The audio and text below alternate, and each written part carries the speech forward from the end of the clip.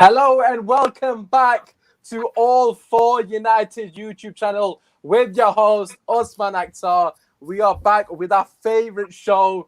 That's a bit biased on my part. Today's topic is challenging for the title and how long will it take or what we need to do to close that gap. If you are joining us on Twitter and YouTube, make sure you get yourselves involved in the comment section. And as always, drop a like, subscribe to the channel. I believe we're close to 500, so obviously we want to try and achieve that in the coming future. Anyways, I have got an unbelievable panel here from all over the world, so you're going to enjoy this one. We've got Barry, Joe, and Neil. How are we doing, boys? Very well. Hello, Usmaan. Doing well. Fantastic.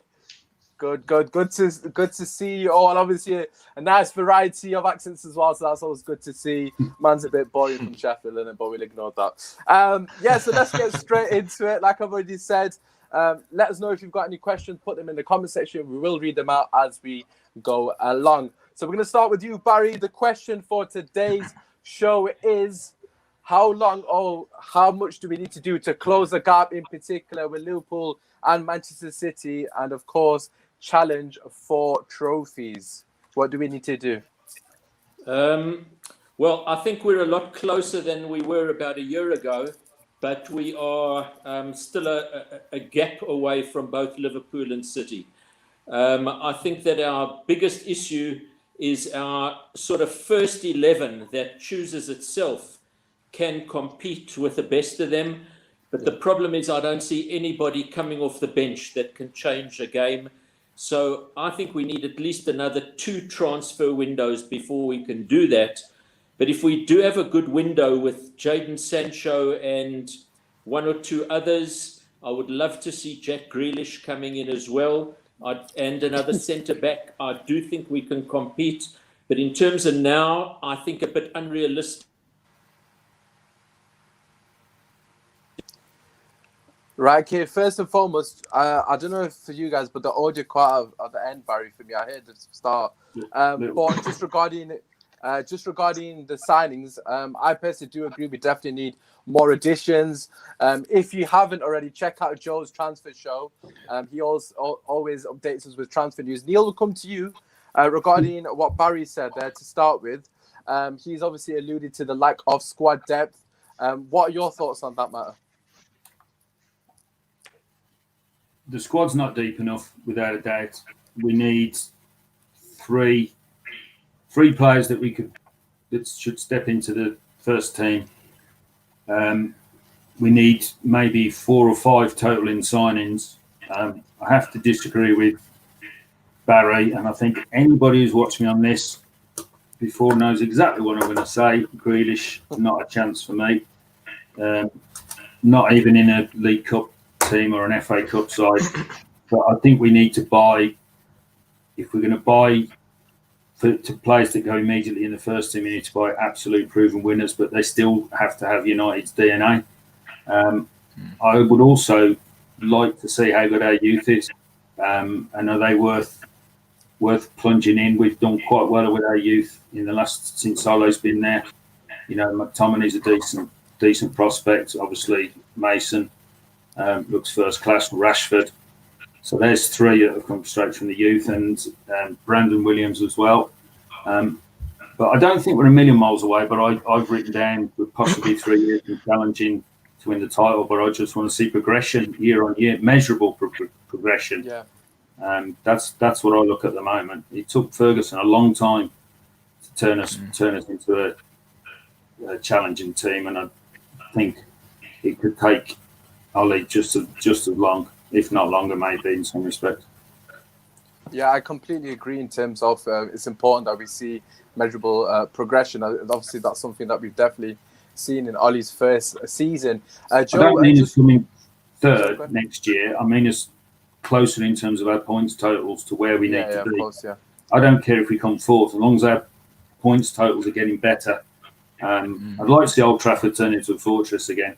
I think that would be great for us because we seem to be better away from home than we are at home. Yeah, no, exactly. I completely agree as well regarding the point total. Obviously, it's a massive gap that we need to claw back compared to Liverpool in particular. Joe, just regarding some of the personnel, obviously the boys have kind of disagreed on Grealish in particular, but not just so much Grealish. In general, where do you think we need to strengthen? And I suppose you can touch upon Grealish if you think he's of quality. As Neil said, we need people of United DNA. Yeah. I think the first thing we need to sort out is the midfield and centre-back to partner Harry Maguire.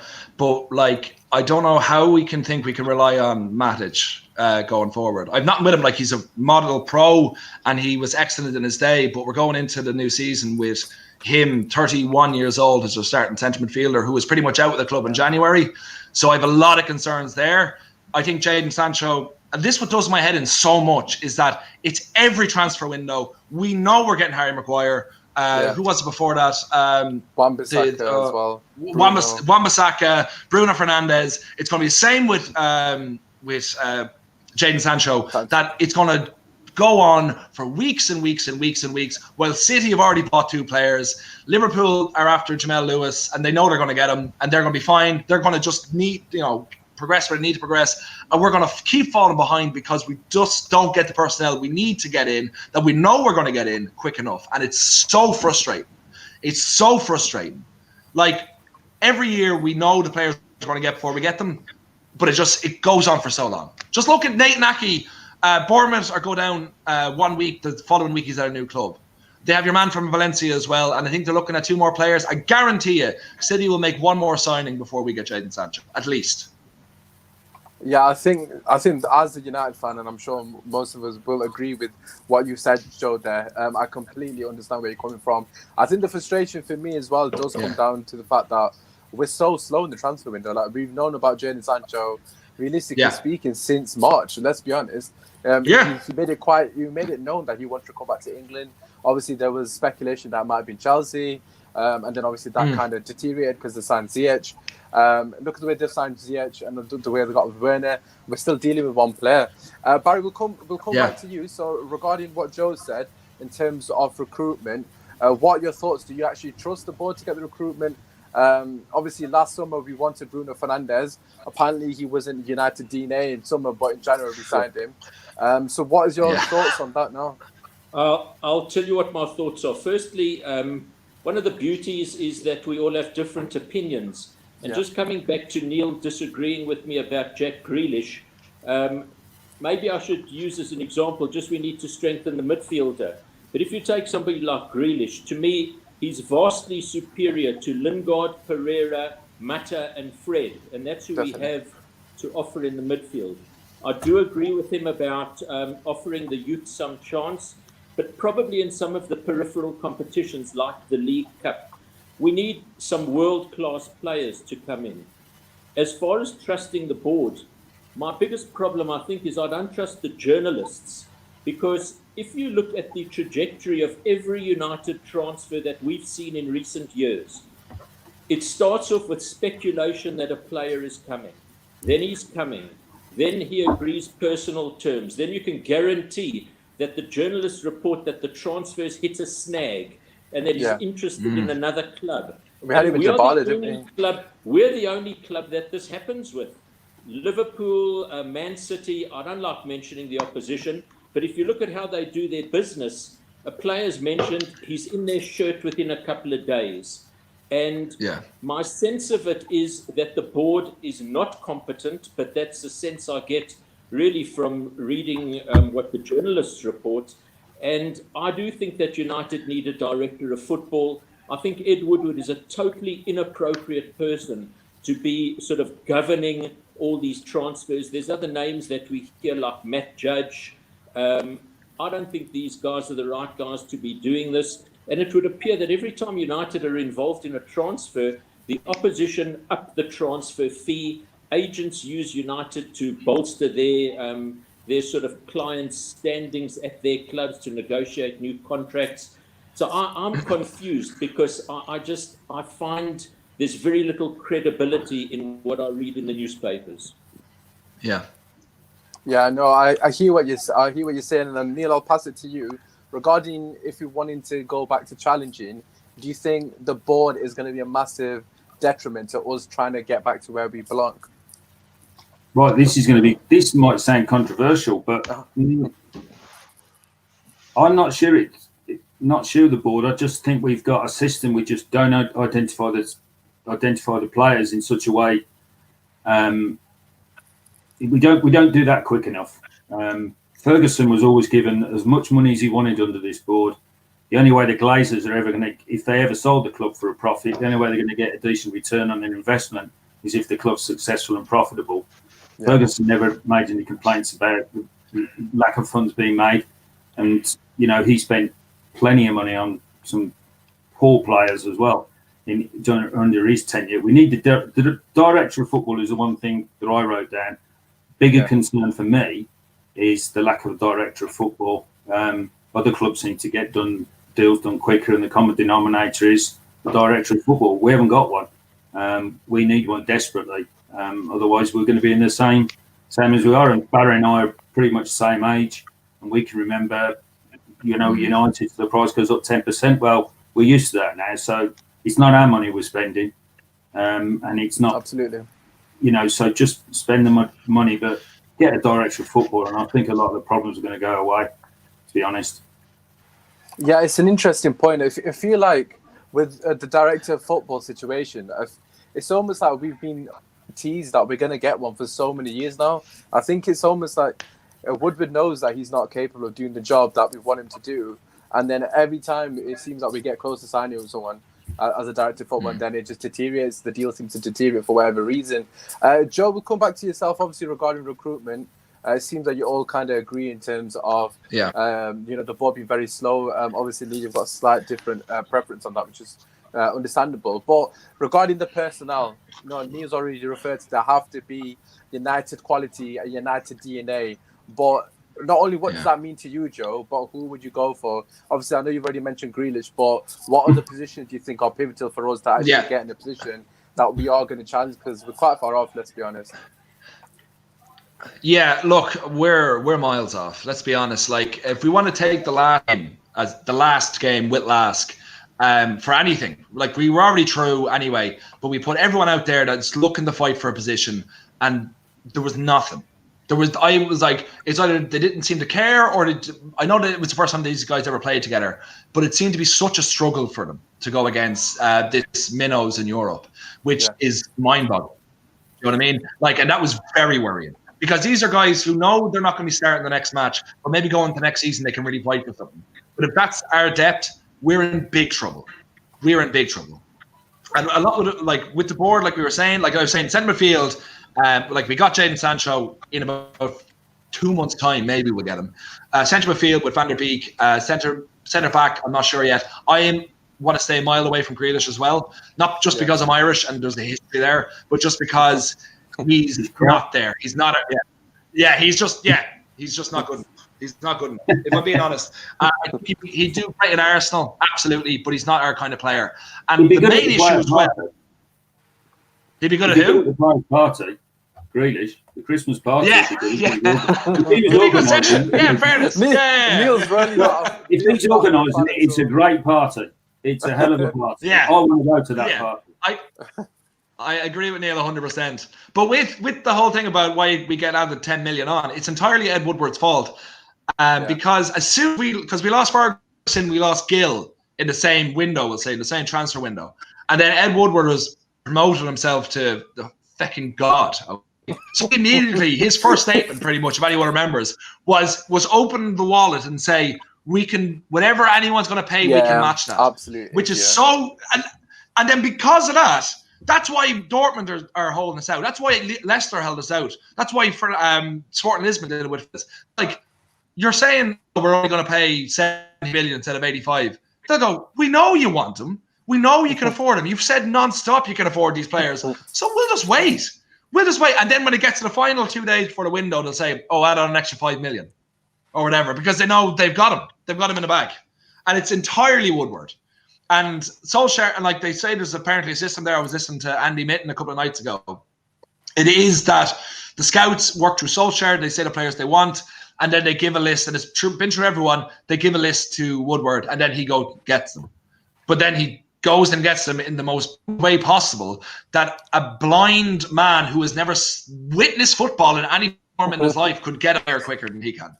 And it's embarrassing that we have him run the club. It really is. It's absolutely so frustrating and embarrassing. Boys, He couldn't direct traffic.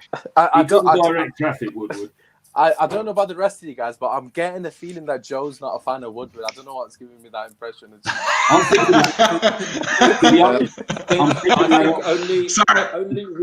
only Woodward is a fan of Woodward. Yes, absolutely, Barry. Absolutely. The Glazers are a fan of Woodward because I think he's pandering to their financial demands.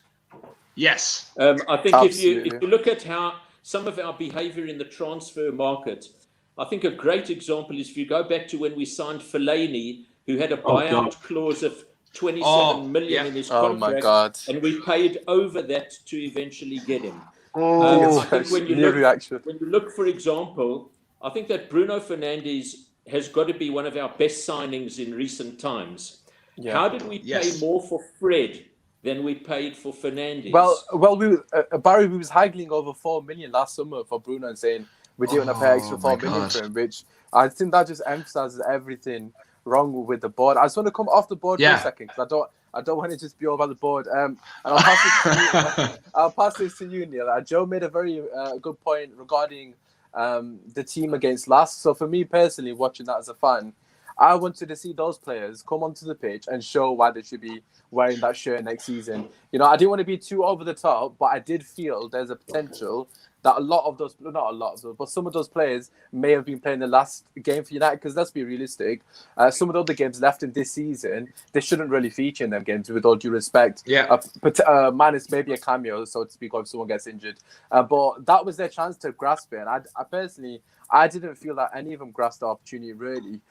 Neil, what was your thoughts regarding the actual players on the pitch? And do you feel there's, like you mentioned earlier, the squad depth is really poor? Do you think that's the main issue? We kind of need not just quality signings, but we need a squad. We haven't got that at all. First, the team we put out against Lask, I was quite surprised because I thought that was quite a decent side in terms of experience. I was quite stunned about the performance because some of them clearly know they're out the door, or ain't bothered and just want to get injured before they do the next medical. 5 or 6 of those could go, and I wouldn't. I'm not going to lose a minute's sleep. I'm not saying they don't want to be there, but I think they're just not good enough for what we need. And their positions in the squad need to be filled in. So whether that's with youth or we go out and buy some players that we fill in for the squad, but I'd have put out pretty much the youth side against that. You're 5 up, I mean, for God's sake. But that's a whole different. That's another day. We need an overhaul of the squad. We're as my friend in South Africa said, we're sort of 1 to 11. We're a decent side. We take anybody on. But outside of that, in terms of a squad, we haven't got much of a bench. Our bench isn't thriving like it has done in the past. Neil, I've got a question for you. Sorry to interrupt you. It's just kind of on what you're already discussing. Niagara, MUFC's poor. After our first 11, what position do you think there's the biggest drop-off in terms of squad depth? Where do we need to improve on that, do you think? Centre-halves. Would you say centre-halves? I feel like the backups are always injured, aren't they, realistically? Well, exactly. Yeah. So you need full centre-half. You need the spine of the team. The spine of the team, right down the centre of that pitch, has got to be strong all the time. We've got to be reliable to have a strong spine, and I think we need 2 good centre halves. Yeah, well, at the moment, obviously, we've got Maguire and Lindelof. Barry, I'll come to you regarding the centre halves. Do you think any of them 2, or even both of them, are good enough for us if you want to be challenging for a title? What are your thoughts on that? I think if you look defensively, with the exception of Liverpool and City, we've been the best team defensively. So we have improved. Personally, I like Maguire. I do think he's short a yard of pace, and I think he needs, playing alongside him, a pacey centre-back. I think Lindelof is a bit of a soft touch, and Eric Bailly on his day is decent, but he's a little bit impulsive and injury prone. I would like to put my hands around the neck of whoever extended the contracts of Oh Marcus my God! Don't say it. I think it's Phil Jones. Oh my God! Oh my God! And That's just to would get you a believe fee. that I think Phil Jones is due a testimonial at the end of next season. Are you going, Barry? Yeah. Are you going? Absolutely diabolical. So I'll meet you there, Barry. Yeah, Barry. Pardon me? Me and Neil will meet you there. No worries, man. We'll show Yeah, you. So we'll go to Jack we do Grealish's need- house for the party. we do need to strengthen there, and I absolutely agree with Neil in terms of the spine of the team. If you look back traditionally in the Fergie era, we had Bruce and Pallister, we had Stam and Janssen, we had Ferdinand and Vidic. Now, those combinations were sublime. At the moment, for me, we have Maguire and AN other. That's how it kind of stands. And you need at least 4 centre-backs, because it's a position where injuries occur quite frequently and suspensions occur quite frequently. So certainly we need strengthening there. And I guess we're going to get onto the midfield, because that's in dire need of strengthening from a squad point of view. That's exactly what I was just about to go down. Joe, obviously, I know you've already mentioned Matic, in particular his age. But before you go into Matic again, just to add on to the guys regarding... That sounds wrong, by the way, that does. You're saying you're going into Matic again. Just regarding the centre-back partnership, because obviously we know that attacks win your games, defence win your titles. It's a well-known fact, well-known saying. And let's talk about the defensive partnership, because I think for me personally, if we are going to go to that next level, like obviously Barry mentioned all the fantastic partnerships we've had in the past, we need another solid centre back. Is there anyone you could think of in particular that you think we can get? And then obviously you can talk about Matic, not go into Matic, talk about Matic. No, like with that, like, and with what Barry was saying, exactly, like we've had centre backs through the years, but it's not only having like we say Ronnie Janssen and Jaap Stam. You had Henning Berg behind them. With Vidic and Ferdinand, you had Johnny Evans behind them. So you had someone capable to come in and fill the position if someone was rested or injured or whatever. But with this, with the centre back, like we have Harry Maguire, who I think is excellent, and he has improved our defence, and like there's no doubt about it. Goals conceded is way down, and especially with De Gea not having his best season this year. But with the centre half, it is a tough one to go for. What would you go for next? Because like you're kind of hard, or maybe your mind or whatever goes with Koulibaly in Napoli because he wants out. It'd be a huge fee. He's 29, but you might get 2 or 3 good years out of him. But are you going to risk kind of like who's the top dog there? Because I think every centre back, especially if they have no relationship, there's always, and Harry Maguire is the captain. Like who's the leader there? Do you know what I mean? Yeah, exactly. So like off the top of my head, like Koulibaly is always one that we seem to be after, and City are after, and apparently they're going to buy. Apparently, that would kind of be the first one, and then we have Vertonghen as well. There's Vertonghen, who's a free transfer that apparently we're after too, who I think would be really bad to get. I think it needs to be. Yeah, not a chance. Don't want that whatsoever. We don't need someone coming in 50 years old and just making a fool of themselves. We have Phil Jones, who feels like he's 50. No, being 50 is wonderful, but just not in the heart of my defence. I'll be better than John. I was about to say, you would definitely be better than Jones. Barry can do a job over Jones and Rojo. They're actually 100%. But my biggest concern as well, going back to the last game, which was supposed to mean nothing, is that Harry Maguire started. Yeah. If you can't rest your best centre half against a nobody team, we'll say that you've already beaten. I don't mean to call them a nobody team. Like that says a lot. If you're not willing to put like Phil Jones in, or even one of the kids in, like that's worrying. And the fact that we're not speaking seriously about buying a centre half, I've even heard talks during the week that we're not looking to strengthen our centre halves. Like that's not good. If you have to start Harry Maguire against Lask, like that's not good. Do you know? And that's a worry. Yeah, it comes down to trust, doesn't it, really? And it clearly shows if I'm a centre back in that squad, and then for me personally, if I'm seeing Harry Maguire playing, like you said, Joe, 5-0 up against Lask at Old Trafford, and you can't throw me in. I'm not that bad. Come on, Ali. You can trust me. Exactly. Do you know what I mean? So it's a massive. I suppose he might have done that deliberately to send a message to Woodward. Hopefully, yes, but obviously we'll just have to wait and see. Boys, I do want to move on to the midfield because, as we know, Matic, Pogba, and Bruno have been fantastic for us. Obviously, you could argue some of them performances haven't been up to scratch the last couple of games. But regarding if you wanted to win the title, there's a few players. I just want to throw a few names out there, and I want you guys to let me know what you think. And obviously, you can let us know as well. So we've got Thiago Alcantara, Van der Beek. I'm not going to mention Grealish, Neil. Don't worry, don't kill me. You just did. You know what I mean? And Didi, Partey. So there's quite a few midfielders there.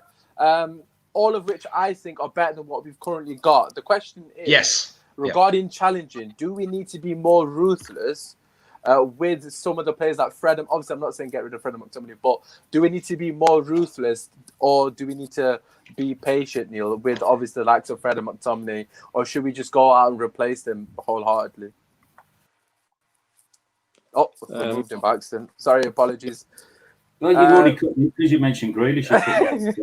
I do apologise. I'm not great at technology. Sorry, Neil. Go on. I promise I won't mention it. I like Fred. I thought he was a decent signing, and he took a year. And I think I've been quite interested to see how it developed, because he was having a good run before the lockdown came in. I thought he was playing. Who Neil? Stuff. Sorry, I didn't hear that. Fred. Oh, okay. Fred, I thought he was playing well before the lockdown. I completely agree. McTominay, all right. He's, United DNA stamped all through him. Yeah. We probably do need to replace Matic at some point. You can't rely on him to play every single. His legs look like they were gone 6 months ago. Do you think, Neil? Yeah. Do you think Fred or McTominay? I like Ndidi from Leicester, to be honest. Yeah, that's a great shout. That's a fantastic shout. As a ball winner and a big positional player as well. He's physically big, so it helps him. But he would be good in both boxes from dead balls. He would be one. I don't know if you could get him. It's not like Leicester need the money, but I'd be more interested in someone like him to bolster the midfield. Yeah, I completely agree. He's actually the person that, alongside Jadon Sancho, I'd put them two as a pivotal for us to actually go to that next step. Barry, what are your thoughts on Ndidi and any other potential midfielders that can help us close that gap? So I'm going to be contentious, and sorry, Neil, but I would take Grealish in a heartbeat. Oh, as long as it's your heartbeat, Barry.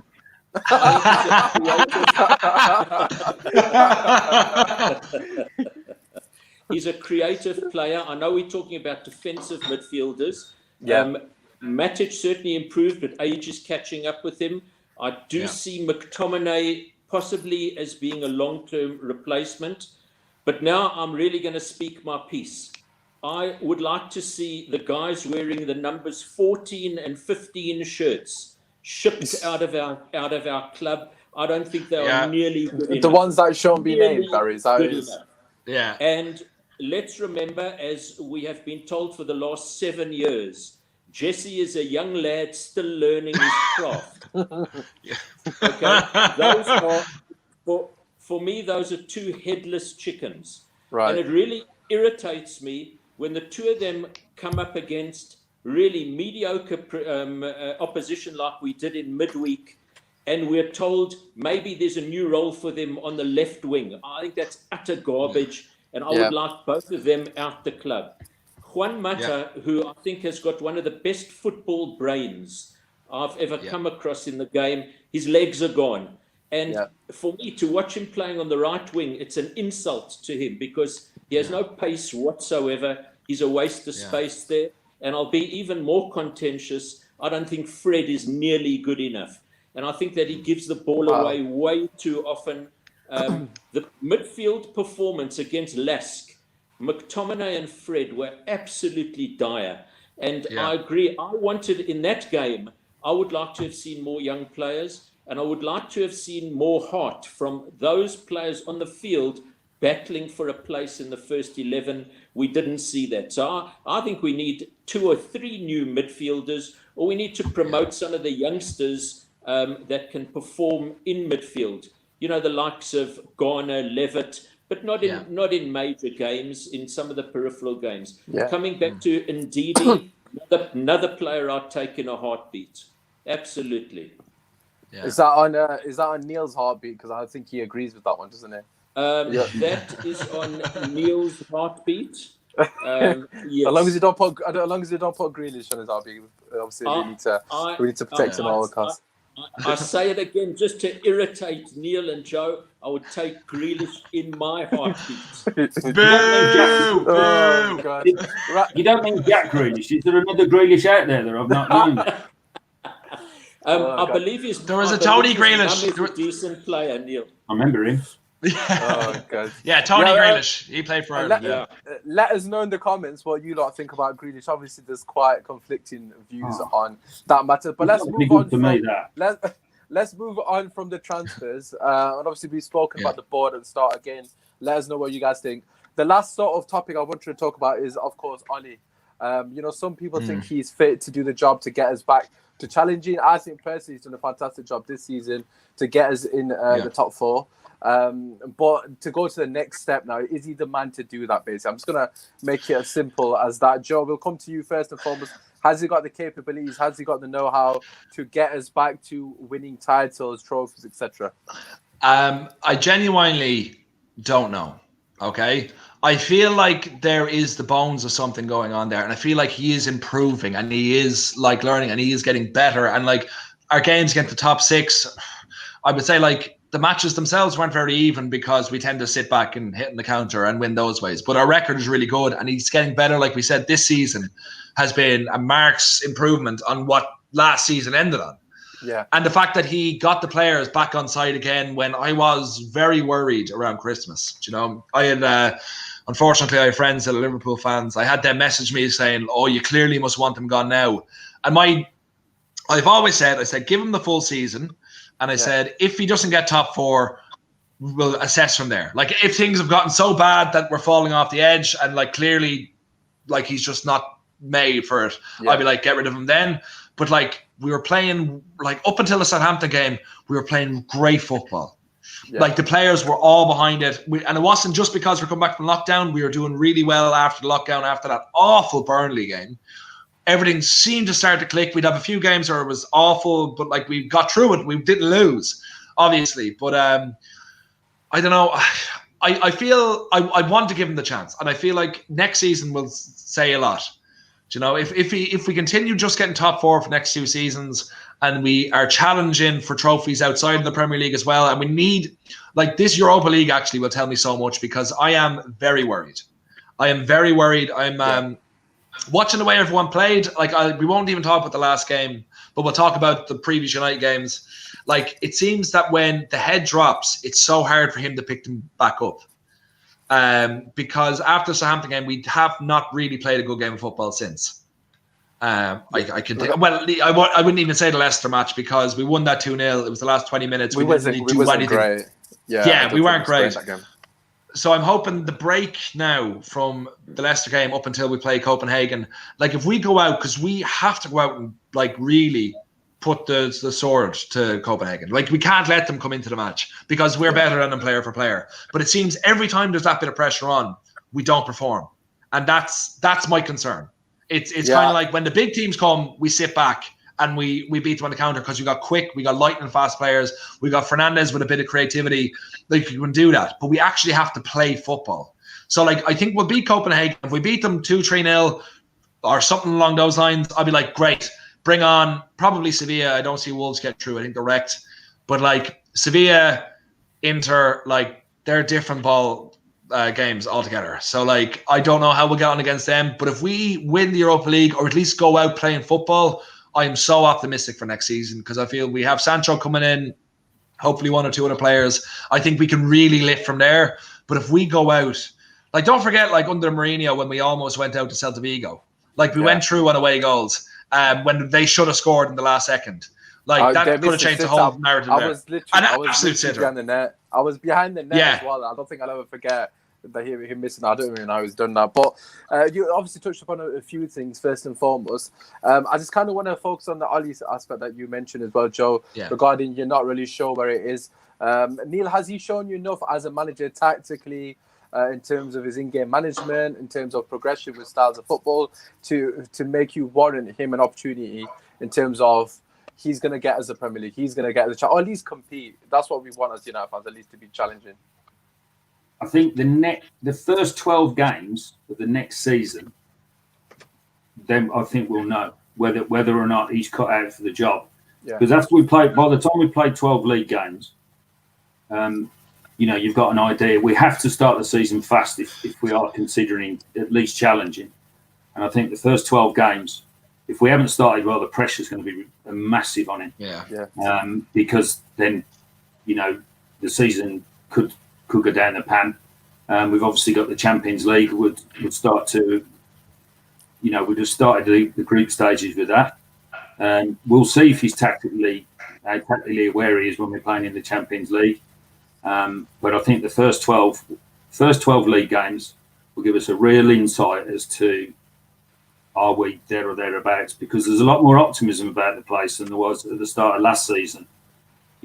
Big doom and gloom. Now everybody's got the tails up. The club are in the, everybody's thinking, oh, could this be it? Could we start challenging? I'd still say we're 3 years away from challenging.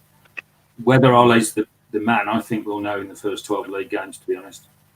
Yeah, I agree. Yes, I completely agree with what you've just said there. Neil, not Neil, sorry.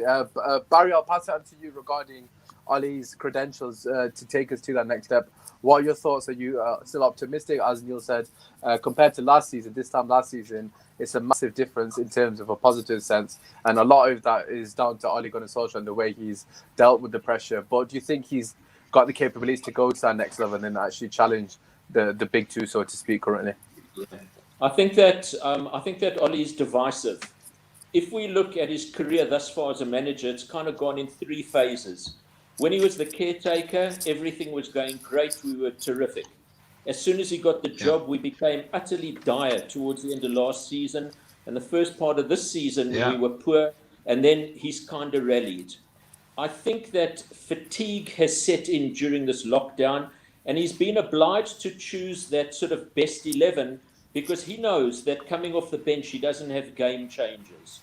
So Ollie says all the right things. You can see that he's a disciple of Fergie. Kind of a lot of the things that he says are Ferguson comments, etc., etc. What concerns me a little bit about him is when things aren't going well, he doesn't seem to have a plan B. His substitutions are often very late in the game.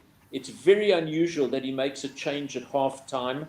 And I agree with Neil that the first few games of next season are going to be really pivotal with respect to his future.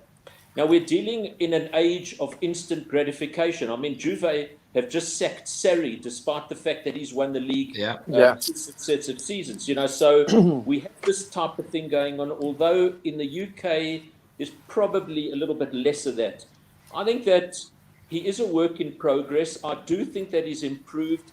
And for him to improve as a manager, we have to improve the squad. He can't improve as a manager with this squad that he's got. Yeah. So we need to bring in players. I would not like to see him shifted out at this moment in time. And I think the Europa League will speak volumes because we potentially will be up against difficult opposition. I agree with what Joe said. I think that we should get past Copenhagen, Seville in the semis, Inter in the final, if we get there. And this will be a test of his managerial skills.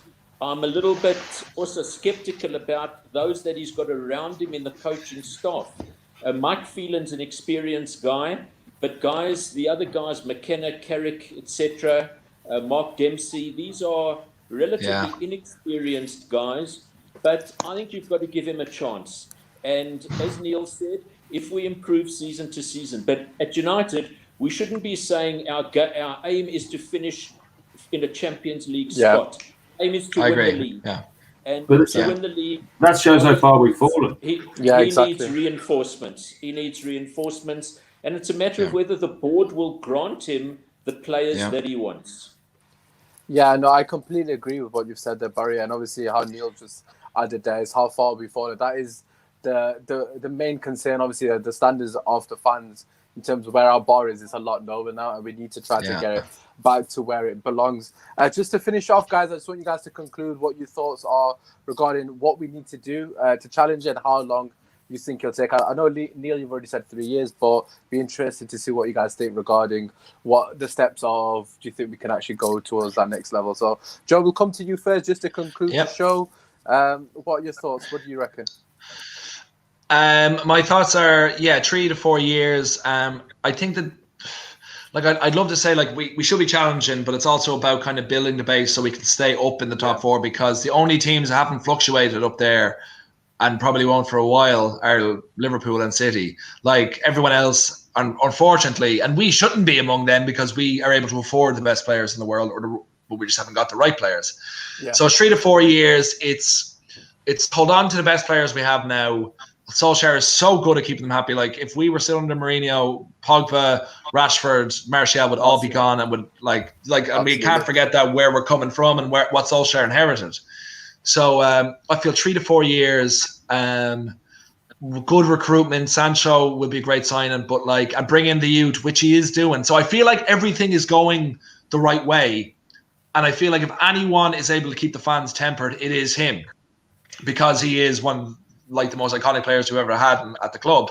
So like, if anyone's able to keep the fans happy, it will be him by just coming in the top four. But he himself is saying that the goal is to challenge for titles. It is never to settle for that. So I think he's saying all the right things, and so far doing all the right things, that it's just see how this goes, basically. I'd love to say 3 years, keep the progress going. It's improving every year, but hopefully that's how it does go. Everything crossed. You know, literally everything crossed. No, I hear what you're saying. Neil, obviously, you allude, and Barry, so you both alluded to progression in the right direction. You've already said 3 years, Neil, but what do you think we need to do to take those steps to eventually close that gap to Liverpool, obviously, just to conclude the show? As I said, I think we need to strengthen the spine of the side, try and keep that very solid, and try and keep it consistent. I'd like to see the youth getting blooded over the next 2 to 3 years. Let's see if they are as good as we think they are. It's obviously worked. So it's always worked for us, bringing the youth through. I think we might have to have a period of having a bit of patience with Ollie in case it does go a bit sideways. I don't want to sound pessimistic there, but the 12 games, the first 12 league games next year is massive, I think, for Ollie, and that'll determine if the fans are happy with him. Because especially if people like Allegri, Pochettino are still out there, still looking and still hovering around, pressure then just becomes even greater. Absolutely. Obviously, regarding the pressure in general, like you've said, at Man United, we know how hard it is. You've also mentioned regarding the first 12 games. I think that's the most key thing. Obviously, a lot of fans were saying that he's going to get sacked come December this season that's just gone, and that's going to happen again if he doesn't get off to a good start. So Barry, just to finish off, how long do you think it'll take? Also, do you think it's as simple as just bringing in more quality players for us to challenge, or do you think there's it's more than just bringing in the quality of players? Do you think there's more to it? I think at least another 2 seasons. I think at least another 2 or 3 transfer windows. We need, I think, at least 5 or 6 more players in the squad, and we need a director of football. Whether we'll get any of those, I'm not sure. I do think that we need to stick with Ollie for the time being, but we can't stick with him for too long if things aren't going well. But I think that he's got a plan in mind. If you look at if you look at the purchases that he's made, generally they've been very good thus far. He hasn't really gotten things wrong in the transfer market, although some might say that Dan James is one for discussion as well. But he needs to be able to bring in the players that he wants. If he's able to do that, I'm optimistic that he will do well at United and that we will be winning trophies again. Well, there you go. You've heard it from the boys. Potentially 2 to 3 years. Hopefully, everything crossed. Get a director of football. Bring some quality players. Not Grealish, of course, but bring some quality players into. I had to get that. Bring some quality players in and have faith in Ollie, and hopefully we'll see the new turn of the corner. Eventually, the turn of the corner. But apart from that, that has been your show. As always, drop a like, subscribe to the channel, I've been your host, Usmaan. Boys, thank you very much. It's been an absolute pleasure, fantastic show. We'll be back with a topic in the coming days. Peace.